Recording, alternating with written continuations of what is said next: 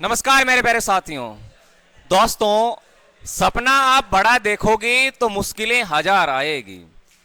सपना आप एक देखोगे तो मुश्किलें लाख आएगी, लेकिन वो मंजर बड़ा खूबसूरत होगा जब सफलता आपके घर में शोर मचाएगी। तो सफलता आपको प्राप्त करनी है तो मेहनत करनी होगी। अम्ल, क्षार और लवण, ये अपना टॉपिक चल रहा था।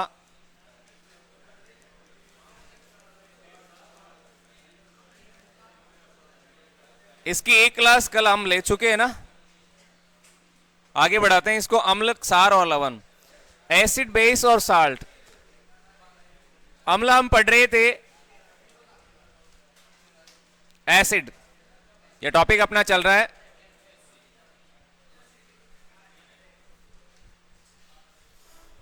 यही चल रहा है ना, और इसमें काफी कुछ आपको बताया गया था एसिड के बारे में। आगे और देखते हैं।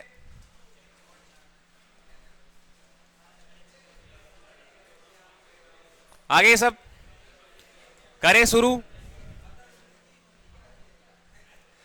अच्छा, एक तो आपको ध्यान में रखना है, जहां से सवाल पूछे गए थे, कुछ प्राकृतिक स्रोत होंगे जिसमें कौन से एसिड होते हैं। ये सवाल एग्जाम में आता है, कई बार आया है।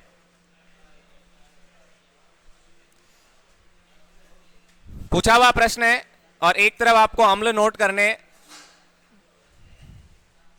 बार बार आते हैं यहां से सवाल।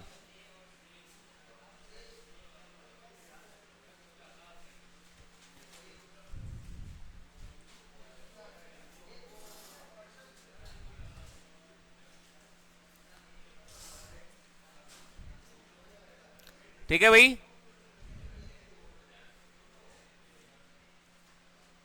चलो यहां ले लेते हैं।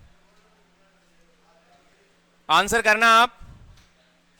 सबसे ऊपर रखते हैं सिरका। सिरका एक प्राकृतिक स्रोत है, और आपको ये बताना है कि इसमें एसिड कौन सा होगा। सिरके में कौन सा एसिड होता है? क्या तंसुख, सिरके में कौन सा अम्ल पाया जाता है? ये बड़ी इंपॉर्टेंट इंडेक्स होगी आपके एग्जाम में। यहां से प्रश्न बनता है, आर्मी के पेपर में खूब पूछे गए हैं। सिरके में कौन सा एसिड होता है? सिरके में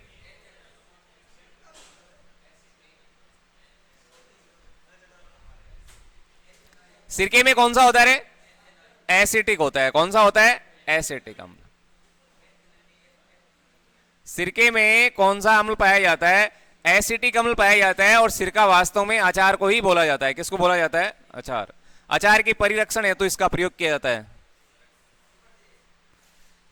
सिरके में पूछा जाए कौन सा एसिड है, तो आपका आंसर होना चाहिए एसिटिक अम्ल।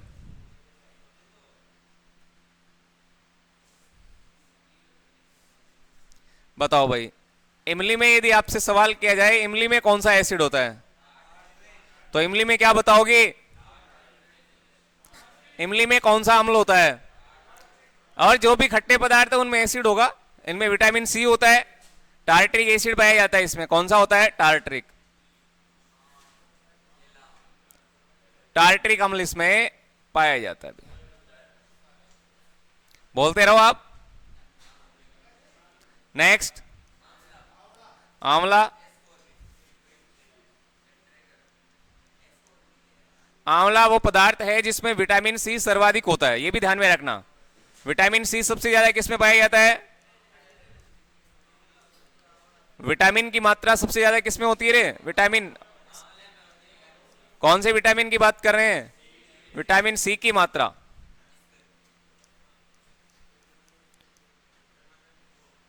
विटामिन सी सर्वाधिक किसमें पाया जाता है?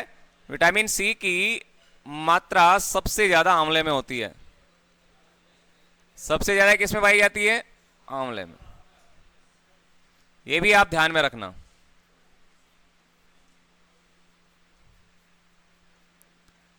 यानी विटामिन सी का ये प्रमुख स्रोत हो गया। विटामिन सी का प्रमुख स्रोत क्या रहेगा? आंवला रहेगा। ये ध्यान रखना आपको।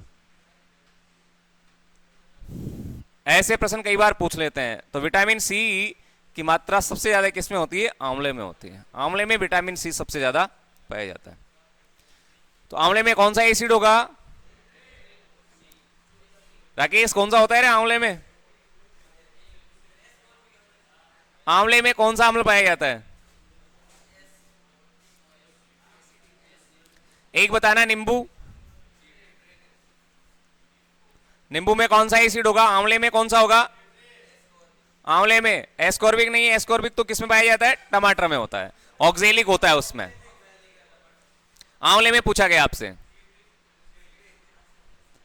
आंवले में ध्यान में रखना सिट्रिक एसिड होता है, कौन सा होता है, सिट्रिक, इसमें पाया जाता है सिट्रिक अम्ल। और नींबू में, नींबू में कौन सा होता है, तो नींबू में भी ध्यान रखना इसमें भी सिट्रिक एसिड पाया जाता है, सिट्रिक, सिट्रिक अम्ल होता है। यहां से एग्जाम में सवाल आएगा, अग्निवीर के पेपर में यहां से प्रश्न पूछते हैं। नेक्स्ट और बताना जरा, सेव में बताओ, चलो सेव में क्या होता है, सेव में कौन सा एसिड होता है, सेव में मैलिक होता है क्या, यस बिल्कुल सही है, सेव में मैलिक अम्ल पाया जाता है, malic acid, malic acid, malic अम्ल, ये सेव में होता है, मैलिक अम्ल पाया जाता है सेव में। और देखते हैं,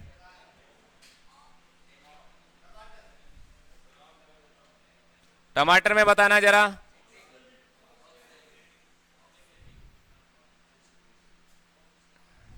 टमाटर में कौन सा होता है, टमाटर भी तो खट्टा ही होता है, टमाटर में कौन सा होगा, ऑक्सेलिक अम्ल होता है, कौन सा होता है रे, ऑक्सेलिक, ये टमाटर में पाया जाता है। लेकिन एक बात और ध्यान में रखिएगा, ऑक्सेलिक अम्ल का यूज कहां करते हैं, बताना भाई, ऑक्सेलिक अम्ल का प्रयोग कहां करते हैं,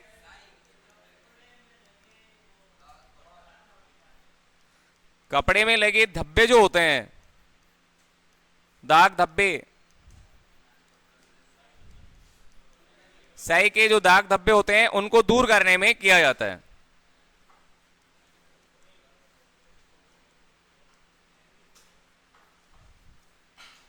ये भी ध्यान में रखिएगा, कपड़े में लगे दाग धब्बे को हटाने के लिए कौन से अम्ल का प्रयोग किया जाता है, तो ऑक्सेलिक अम्ल का प्रयोग किया जाता है। कौन से एसिड का करेंगे, ऑक्सेलिक अम्ल का। और ये किसमें होता है, किसमें होता है, ये टमाटर में होता है, किसमें पाया जाता है, टमाटर में।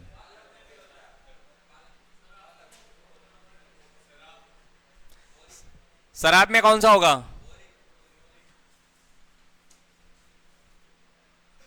नेक्स्ट और देखते हैं, आगे चलते हैं। शराब का बताना भाई, शराब में कौन सा एसिड होता है,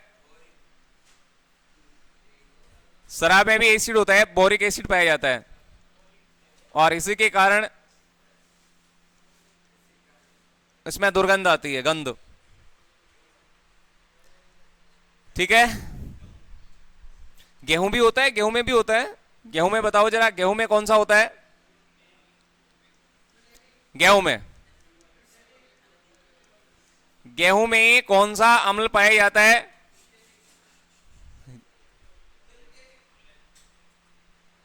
एक दो के आंसर आ रहे हैं, बाकी ग्लूटेमिक अम्ल होता है, कौन सा होता है, ग्लूटेमिक, ये लो जी, ये गेहूं में पाया जाता है। क्या क्या हो गया, सिरका, इमली, आंवला, नींबू, ये सारे खट्टे पदार्थ है ना, सेब, टमाटर, शराब, इसके अलावा गेहूं हो गया, और भी है,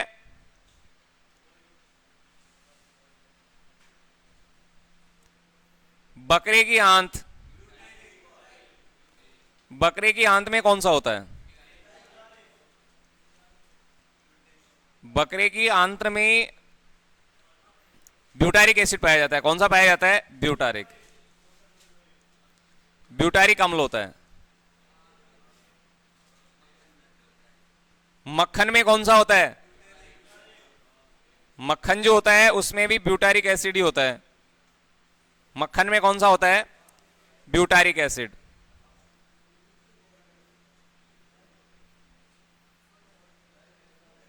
अम्ल ध्यान में रखिएगा, यहां से एग्जाम में सवाल बनते हैं, खूब पूछे गए पहले भी।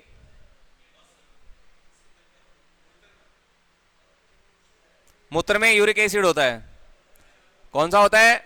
यूरिक अम्ल होता है। नोट कर लो। मानव मूत्र का पूछा जाए तो यूरिक अम्ल होगा। कौन सा अम्ल होता है? Uric acid.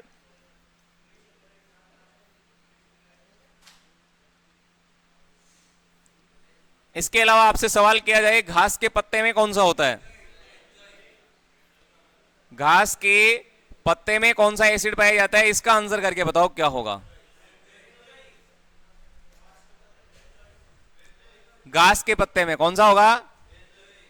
बेंजोइक एसिड पाया जाता है घास के पत्ते में। जी बिल्कुल सही है। कौन सा होगा? बेंजोइक। बेंजोइक लिख लो। घास के पत्ते में बेंजोइक अम्ल होता है। क्या हुआ? इसके अलावा चाय जो होती है, चाय के पत्ते होते हैं ना, चाय,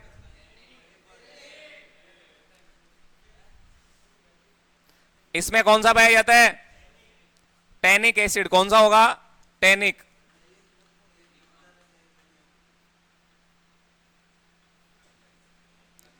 चाय के पत्ते की बात करें तो इसमें टैनिक अम्ल पाया जाता है। ये सारे आपको ध्यान में रखने होते हैं। इसके अलावा खट्टा दूध, खट्टे दूध में कौन सा होगा? खट्टा दूध जान गए क्या? खट्टे दूध का मतलब हो गया दही। और दही में कौन सा होता है? लैक्टिक एसिड होता है। लैक्टिक। ये लो जी, लैक्टिक।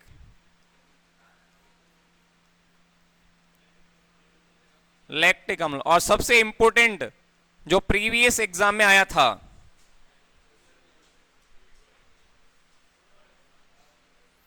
बहुत इंपॉर्टेंट है, पिछली एग्जाम में यहां से सवाल भी पूछा गया, और वो कौन सा था? वो था चिंटी का डंक।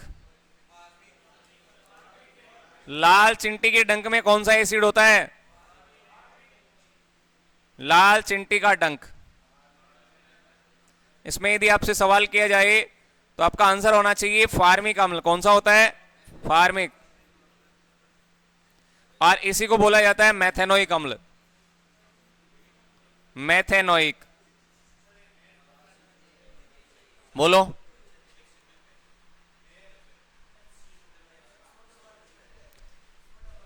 सोडा वाटर में,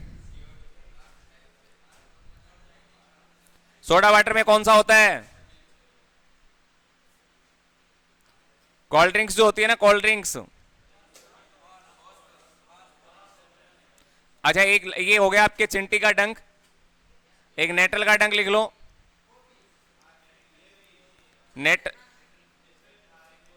नेटल का डंक बताओ इसमें कौन सा होता है? नेटल के डंक में कौन सा होता है? फार्मिक एसिड होता है। गन्ने में कौन सा होता है? फार्मिक अम्ल, या इसको मैं क्या लिखूंगा? मैथेनोइक। ध्यान में रखना, इसको मैथेनोइक कहते हैं।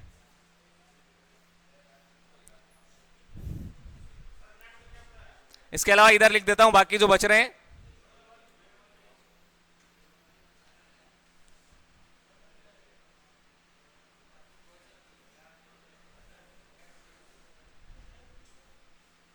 ये लो जी। इसके अलावा भी है, एक दो और लिख देता हूं, याद रखना है आपको, ये इंपॉर्टेंट है सारे के सारे।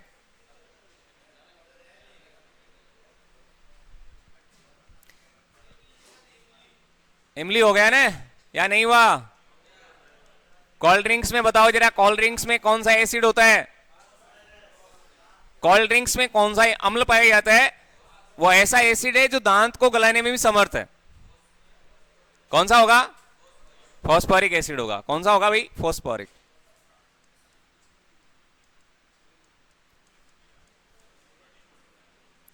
फॉस्फोरिक अम्ल। हालांकि शीतल पेय पदार्थ जो होते हैं, शीतल पेय पदार्थ, इसमें आपको ध्यान में रखना है, इसमें कार्बन डाइऑक्साइड गैस होती है। कौन सी होती है? CO2 गैस होती है। ये सारे के सारे इंपॉर्टेंट है एग्जाम की दृष्टि से। यहां से कई बार ये वाला तो पिछली एग्जाम में भी आया था, याद रखिएगा।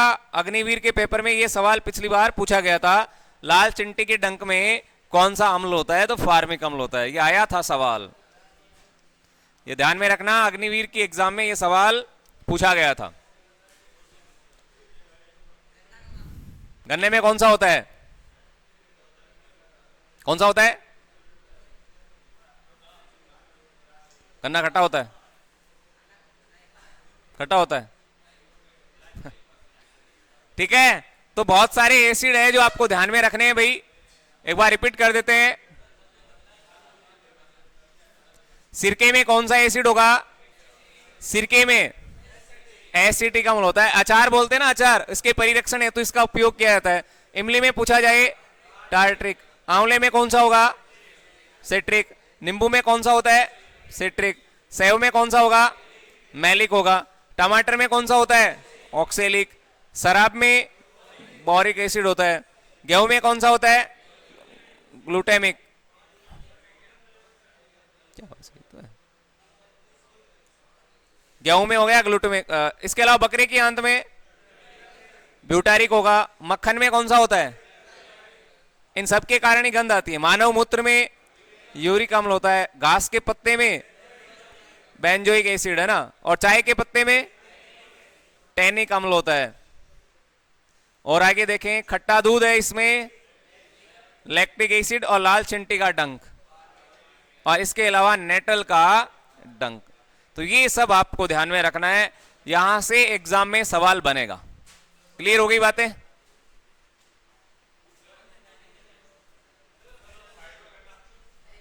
नोट हो गया? लिख लिया क्या? कौन सा बच गया? ये वाला। कोल्ड ड्रिंक्स में फॉस्फोरिक एसिड है, कौन सा है? फॉस्फोरिक। और शीतल पेय पदार्थों में कार्बन डाइऑक्साइड गैस पाई जाती है।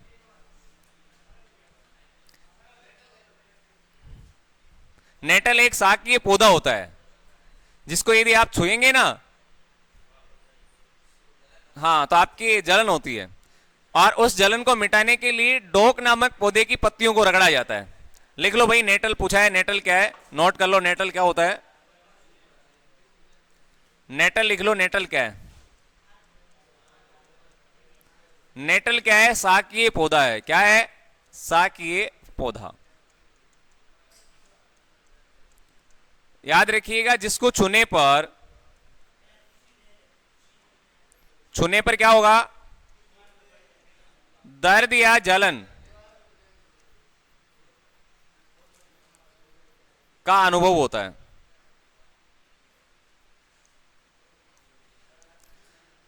इस जलन को दूर करने के लिए, इस पूरी लाइन को ही लिख देता हूं मैं, इस जलन को दूर करने के लिए क्या करोगी? दूर करने के लिए याद रखिएगा, डोक नामक पौधे की पत्तियों को रगड़ा जाता है। कौन से पौधे की? डोक नामक पौधे की। डोक नामक पौधे की पत्तियों को रगड़ा जाता है। ये लो जी,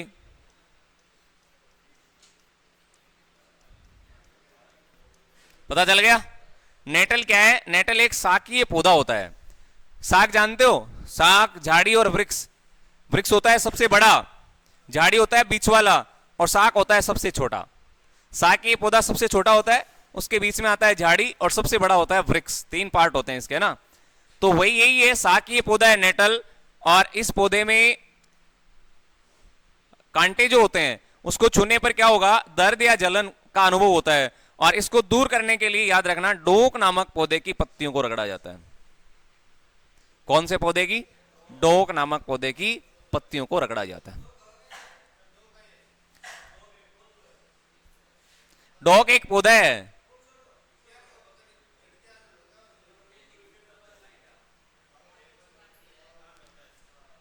ठीक है,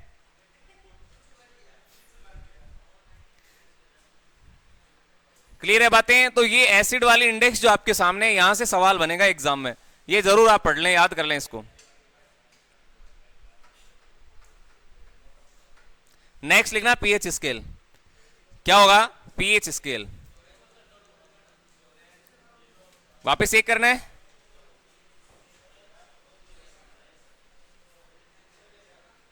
जल्दी करो।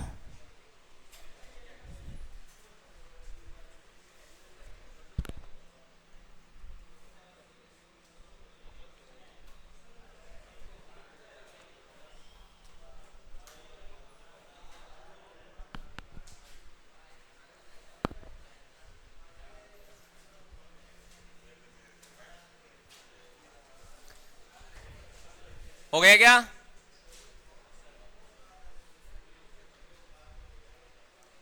थोड़ा आप जल्दी लिखे है ना।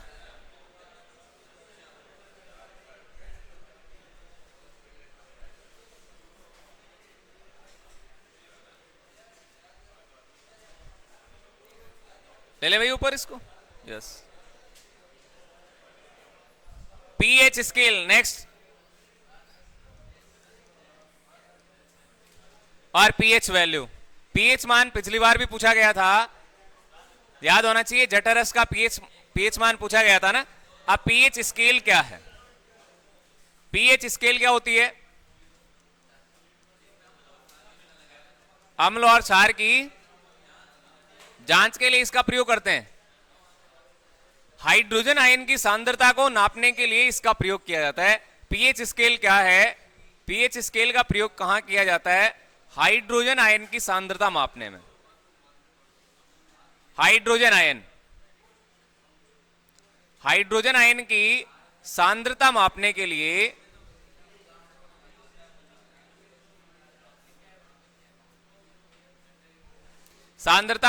लिए इसका प्रयोग किया जाता है।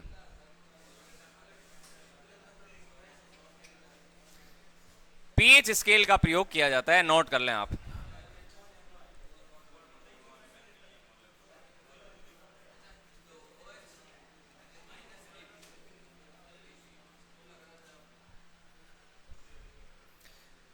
पीएच स्केल क्या है?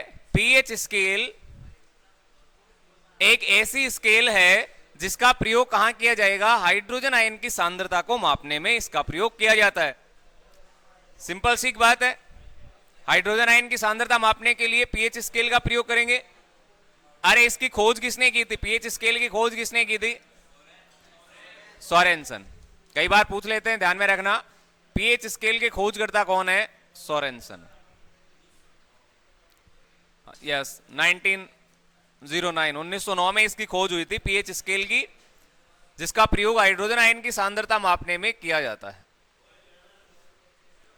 अब ध्यान में रखना, एसिड कौन से होते हैं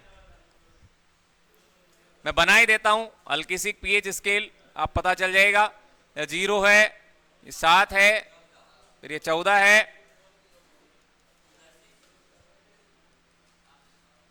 ठीक है।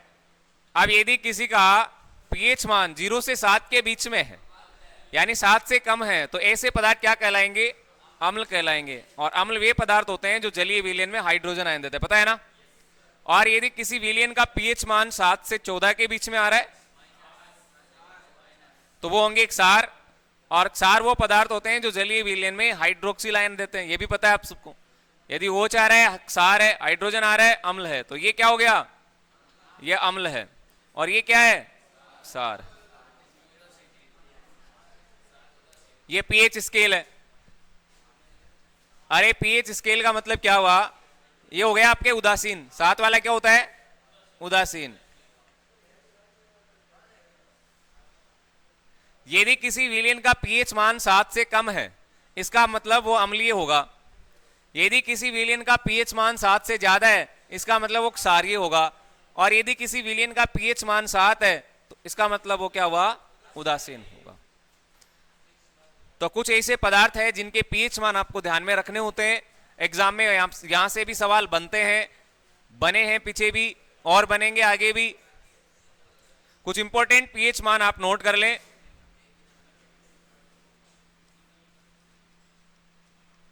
एक तो याद रखिएगा, जठरस का पीएच मान पूछा गया है।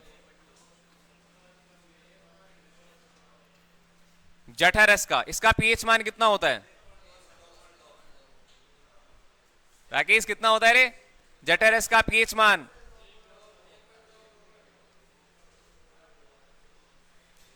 ये तंसु कहां बैठा है? तंसु बताइएगा। तंसु बताना जरा। रक्त का पीएच मान जो इंपॉर्टेंट भी है, रक्त का पीएच मान कितना होता है? 7.4। याद रखने हैं ये। रक्त का पीएच मान कितना होता है? 7.4 होता है रक्त का पीएच मान। दूध का बताना है क्या? हाँ, दूध का पीएच मान कितना होता है? ताजे दूध का पीएच मान होता है 6.4। कितना होता है? 6.4। इसका मतलब इसकी प्रकृति कैसी होगी? रक्त की प्रकृति कैसी है? रक्त की प्रकृति यदि आपसे पूछा जाए, बताना भाई। ये सुनील कहां बैठा है? रक्त की प्रकृति कैसी होती है? अब ये इनको ही पता रहेगा जिसका पीएच मान याद है। अब रक्त का पीएच मान 7.4 होता है, मैंने ये शुरू में बोला। जिनका पीएच मान 7 से ज्यादा होता है वो क्या होते हैं? क्षारीय होते हैं। अब रक्त का पीएच मान कितना है? 7.4 है ना, तो इसका मतलब ये क्षारीय होगी। क्या होगी? क्षारीय। लेकिन 7 के ये ठीक नजदीक है तो हल्की क्षारीय हो जाएगी। क्या हो जाएगी? हल्की क्षारीय। रक्त की प्रकृति कैसी होगी? हल्की क्षारीय होगी। मूत्र का पीएच मान कितना होता है? मूत्र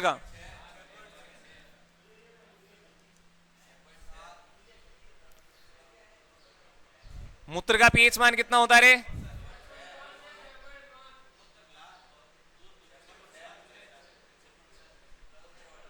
उससे ज्यादा फर्क नहीं पड़ेगा ना।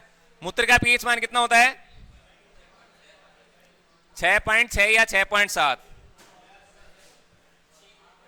6 से ऊपर होता है। लार का पीएच मान कितना होता है? लार का, अरे लार का बताना जरा, लार का पीएच मान कितना होता है रे?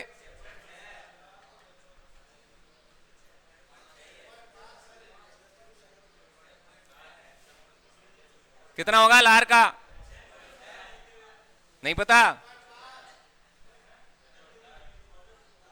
6.5। 6 से अबोव रहता है इसका। 6.5, 6.6 ये होता है इसका लार का पीएच मान। इसके अलावा इंपोर्टेंट है उदासीन विलयन। ये इंपोर्टेंट है, उदासीन विलयन ये बहुत इंपोर्टेंट है, ये ध्यान में रखिएगा। और उदासीन तो वही होते हैं जिनका पीएच मान एग्जैक्ट 7 आता है। तो इसका मतलब उदासीन विलयन का पीएच मान 7.0 ये रहेगा। 7.0 ये उदासीन विलयन का पीएच मान है। पढ़ लेना भाई, इनको पीएच वैल्यू ध्यान में रखनी है। इसके अलावा आप बताना जरा, टमाटर का जो रस होता है इसका पीएच मान कितना होता है? टमाटर के रस का पीएच मान कितना होता है? 40, 44, 4.0, 4.4 ये ध्यान में रखना। रक्त का तो इंपोर्टेंट होता ही है, मूत्र का भी इंपोर्टेंट है। इसके अलावा उदासीन विलयन और इसके साथ में शुद्ध जल भी ध्यान में रखिएगा। शुद्ध जल का पीएच मान कितना होता है? कितना होता है रे? या शुद्ध जल का पीएच मान भी 7 होता है।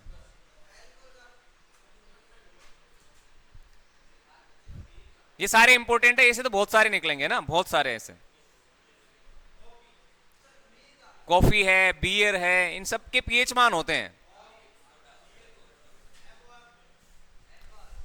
ठीक है। लेकिन ये इंपॉर्टेंट ये है, एग्जाम की दृष्टि से सबसे ज्यादा ये पूछे जाने वाले हैं। एक तो ध्यान में रखिएगा शुद्ध जल, करेक्ट है। इसके अलावा आपको याद रखना है ये रक्त वाला और एक उदासीन विलयन, ये तीनों ध्यान में रखना। इसके अलावा 2 और लिख लो, मोम का पीएच मान। एक और याद रखना, मोम का पीएच मान। मोम क्या होता है? मिल्क ऑफ है मैग्नीशिया। ये एक एंटासिड औषधि है जिसका उपयोग पेट की अम्लता को दूर करने में किया जाता है। कहां किया जाता है? मोम क्या है? मोम नोट करें आप, क्या है मोम? मोम क्या होता है? मिल्क ऑफ है मैग्नीशियम है। अरे क्या है मोम? मिल्क ऑफ मैग्नीशिया या मिल्क ऑफ मैग्नीशियम है, ठीक है। इसका जो फॉर्मूला रहेगा वो Mg मैग्नीशियम हाइड्रोक्साइड हो गया ये। अरे डबजा, milk of magnesia, magnesium hydroxide है ना, इसका पीएच मान कितना होता है? 10 होता है। कितना होता है रे? 10। अब इसका प्रयोग कहां करते हैं? ये एक एंटासिड औषधि है, ये भी ध्यान में रखना। कई बार पूछते हैं ये किस प्रकार की औषधि है, तो ये एक एंटासिड औषधि है। कौन सी है रे? एंटासिड औषधि है, ध्यान में रखिएगा। और इसका उपयोग यदि आपसे पूछा जाए तो पेट की अम्लता को दूर करने में करते हैं। कहां करते हैं?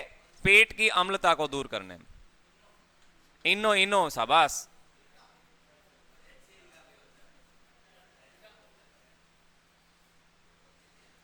पेट की अम्लता को दूर करने में किसका प्रयोग किया जाता है? एंटासिड औषधि। और एंटासिड औषधि है कौन सी? तो वो है आपके मिल्क ऑफ मैग्नीशिया। इसको बोलते हैं मैग्नीशियम हाइड्रोक्साइड, मोम कहते हैं इसको। क्या कहा जाता है? मोम कहते हैं। और इसका पीएच मान कितना होता है? 10 होता है। कितना होता है रे? 10। कर लोगे याद? चलो एक और बता दो फिर। NaOH जो होता है प्रबल क्षार है, सोडियम हाइड्रोक्साइड, इसका पीएच मान कितना होता है? सोडियम हाइड्रोक्साइड का बताना। इसका पीएच मान ध्यान रखिएगा, सोडियम हाइड्रोक्साइड का पीएच मान 14 होता है। कितना होता है? 14। तो ये कुछ इंपोर्टेंट पीएच वैल्यू है जो आप ध्यान में रख सकते हैं, यहां से एग्जाम में बनते हैं प्रश्न। ठीक है, हो गई क्लियर बातें? कर लोगे क्या? तो एक तो एसिडिक वाली टेबल जो है याद करनी है आपको, किसमें कौन सा एसिड पाया जाता है, और एक पीएच वैल्यू भी ध्यान में रखनी है। यहां से दोनों बार एग्जाम में सवाल पूछा गया है।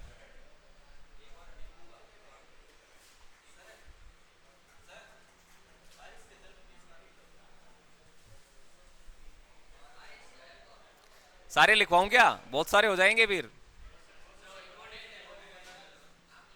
इंपॉर्टेंट जो है वो मैंने सारे आपको बता दिए अभी, वो बाद में करना है ना, जैसे ही क्लास खत्म हो जाए फिर करना। क्लियर है बातें? ठीक है भाई, जैसे ही क्लास समाप्त हो कर लेना आप। आगे देखते हैं। तो ये सारे के सारे क्या थे? अम्ल थे। क्या थे? अम्ल। अम्ल की श्रेणी में आएंगे ये सब। अब नेक्स्ट है नंबर क्षार का। किसका है? क्षार। क्षार लिखिएगा, बेस। क्षार वे पदार्थ होते हैं जो जलीय विलीन में क्या देंगे? Hydroxyl ion. ध्यान में रखना, वे पदार्थ जो जलीय विलीन में क्या देते हैं? जो जलीय विलीन में हाइड्रोक्सिल आयन देते हैं।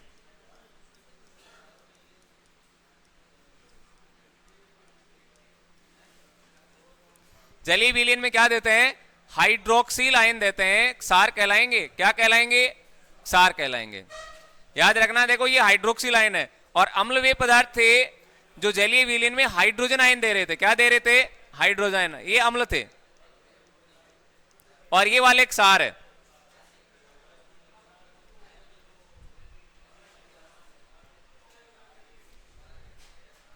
क्षार कौन से पदार्थ हैं जो जलीय विलीन में क्या देंगे?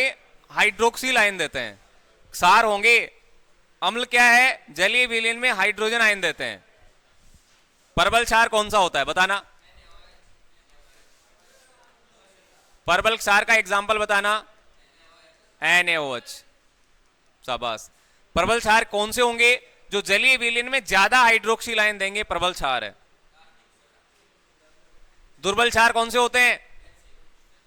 अरे वो तो अम्ल है, HCl, वो भी प्रबल है। दुर्बल क्षार बताना कौन सा है?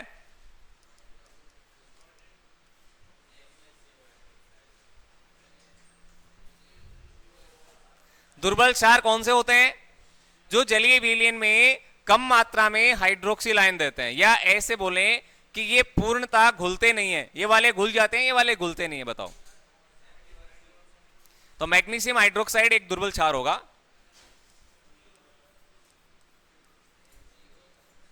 यह प्रबल क्षार है। पोटेशियम हाइड्रोक्साइड भी होता है, KOH, ध्यान में रखिएगा। क्षार की क्या विशेषता थी? इसकी विशेषता क्या थी, याद है क्या आपको? ये क्या करते हैं? लाल लिटमस पत्र को नीला करते हैं। और अम्ल क्या थे? अम्ल क्या थे? नीले लिटमस पत्र को लाल करते हैं, और ये करते हैं लाल लिटमस पत्र को नीला।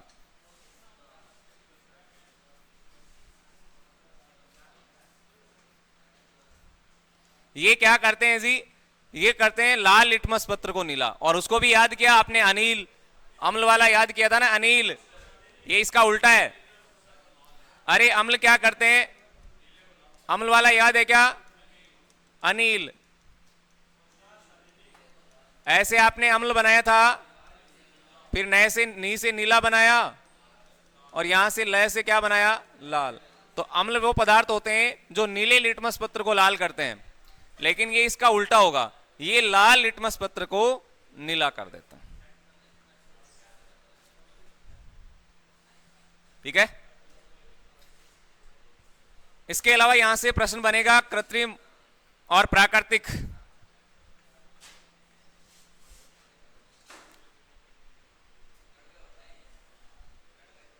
सार स्वाद में कैसे होते हैं, स्वाद में, ये लो भाई, स्वाद में कैसे होते हैं, रे कड़वे होते हैं। अम्ल कैसे होते हैं,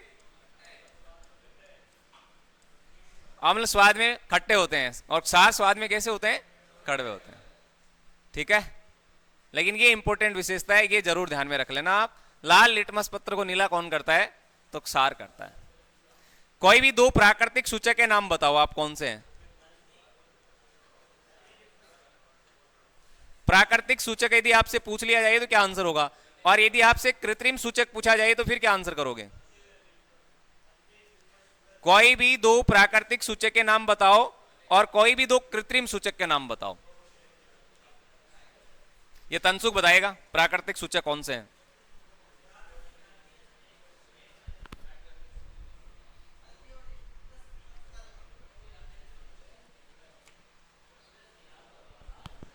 अरे सूचक वो होते हैं, सूचक क्या है, ये बताओ, इंडिकेटर है ये। सूचक किसको कहते हैं बताओ।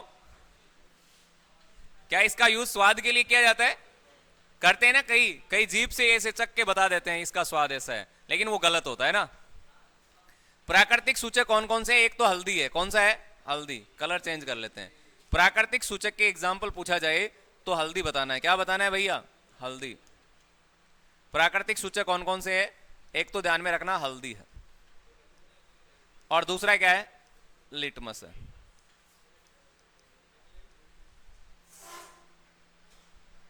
हल्दी और लिटमस क्या है, प्राकृतिक सूचक है। कौन से हैं, प्राकृतिक सूचक, हल्दी और लिटमस। और पूछा जाए कृत्रिम सूचक कौन से हैं, फिर क्या करोगे,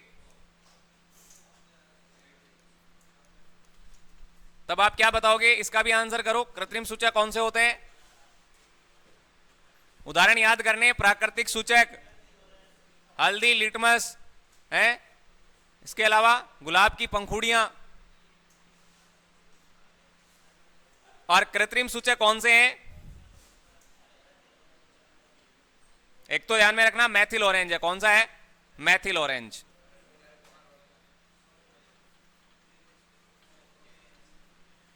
और दूसरा याद करना फिनोल्फ्थेलिन, याद हो जाएगा।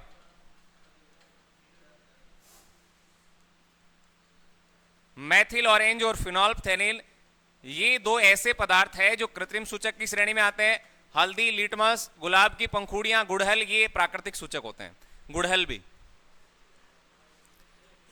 गुड़हल होता है ना, गुड़हल, गुड़हल नहीं होता, गुड़हल का पुष्प देखा है ना, तो ये आपके प्राकृतिक सूचक में जाएंगे। कर लेना भाई इनको।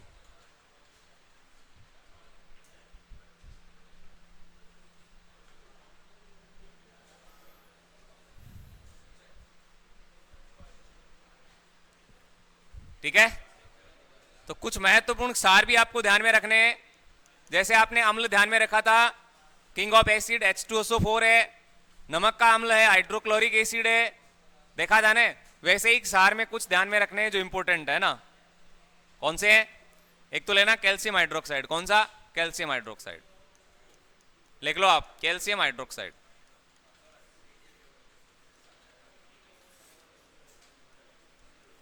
कैल्शियम हाइड्रोक्साइड का फॉर्मूला क्या रहेगा रे, CaOH2 बनेगा, ये कैल्शियम हाइड्रोक्साइड है।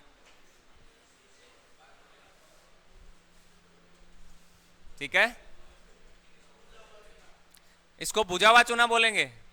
और बिना बुझा हुआ चूना कौन सा है? यस, बिल्कुल सही आंसर आ रहा है। इसमें पानी डाल दिया ना, पानी। अच्छा, दो प्रकार के चूने याद रखना। एक चूना तो वो होता है जो बिना बुझा हुआ है। कौन सा? बिना बुझा चूना।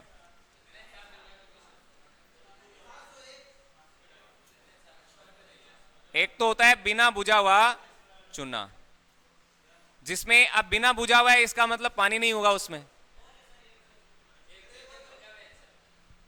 तो ये होगा आपके कैल्शियम ऑक्साइड CaO। ये बिना बुझा हुआ चूना है ना। अब इसमें आप पानी डालोगे तो बुझा हुआ चूना बनेगा। ये कौन सा हो गया? ये हो गया आपके बुझा हुआ चूना। कौन सा? बुझा हुआ चूना। अब बताओ इसका प्रयोग कहां करेंगे, ये जरूर ध्यान में रखना। मिट्टी की अम्लता को दूर करने के लिए इसका प्रयोग किया जाता है। मिट्टी में एसिडिक है, मिट्टी में अम्ल ज्यादा है, तो उसको दूर करने के लिए हम कैल्शियम हाइड्रोक्साइड का प्रयोग करते हैं। ये याद रखना, मिट्टी में अम्लता को दूर करने के लिए किसका प्रयोग किया जाता है? कैल्शियम हाइड्रोक्साइड का। मिट्टी में अम्लता को दूर करने में,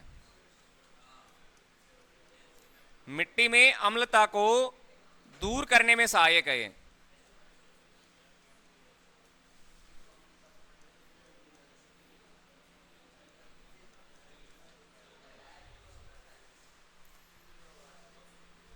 मिट्टी में अम्लता को दूर करने के लिए किसका प्रयोग करेंगे? कैल्शियम हाइड्रोक्साइड का। चुनना है भाई, ये इसका प्रयोग करेंगे। और पेट की अम्लता को दूर करने में किसका करेंगे? तब ध्यान में रखना, मिल्क ऑफ मैग्नीशियम का उपयोग किया जाता है, मैग्नीशियम हाइड्रोक्साइड का। और वो भी एक क्षार है। वो भी क्या है? क्षार है। इसके अलावा NaOH, NaOH, NaOH को क्या कहते हैं भैया? एक कास्टिक पोटास होता है और एक ये कास्टिक सोडा है। पहली बात तो ये ध्यान में रखिएगा, ये क्या है? तो ये क्षार है, ये हाइड्रोक्सिल आयन है, और ये प्रबल क्षार है। सोडियम हाइड्रोक्साइड बोलेंगे इसको। क्या बोलेंगे? Sodium hydroxide. कास्टिक सोडा कहते हैं क्या इसको? सोडियम हाइड्रोक्साइड, ठीक है। इसको कास्टिक सोडा कहा जाता है। इसका प्रयोग कहां करते हैं? कास्टिक सोडा है ये, कास्टिक सोडा। और इसका जो प्रयोग है वो ध्यान में रखिएगा, साबुन उद्योग में किया जाता है। कहां किया जाता है? साबुन उद्योग में। साबुन निर्माण में इसका प्रयोग किया जाता है।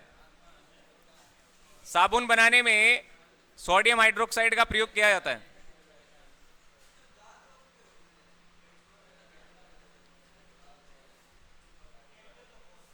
बाकी जो भी पार्ट बच रहा है वो कल की क्लास में जानेंगे। एक उदासीन लिख लो। उदासीन, उदासीन क्या होता है? अम्ल, क्षार और लवण। लवण क्या होता है? लवण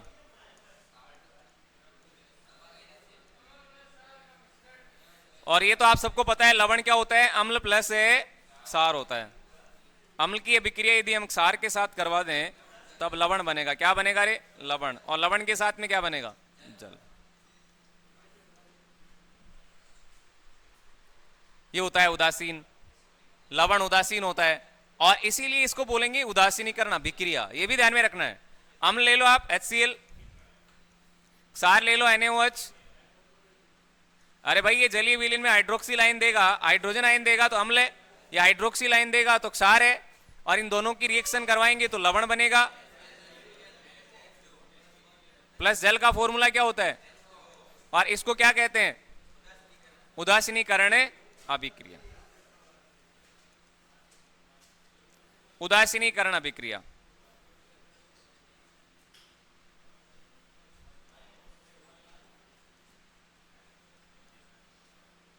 उदासीनीकरण अभिक्रिया है ना, ठीक रखना।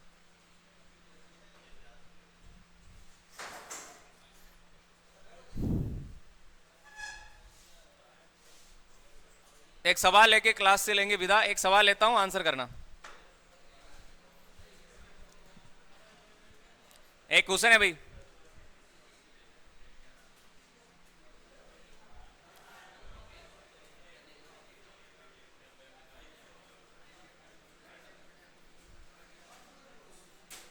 निम्न में से ब्लीचिंग पाउडर कौन सा है?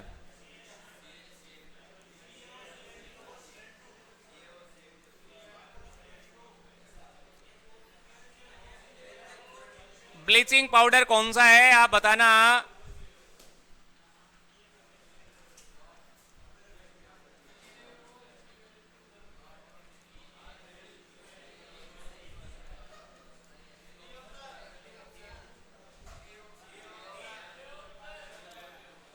इस प्रश्न का आंसर करके बताना भाई, ब्लीचिंग पाउडर कौन सा है इनमें से?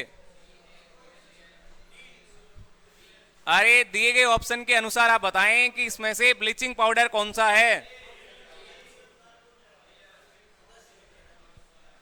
और ब्लीचिंग पाउडर किसको कहते हैं? विरंजक चूर्ण को कहते हैं। किसको कहा जाता है? विरंजक चूर्ण को। ब्लीचिंग पाउडर का मतलब क्या है? विरंजक चूर्ण। तो विरंजक चूर्ण का फॉर्मूला इनमें से कौन सा रहेगा?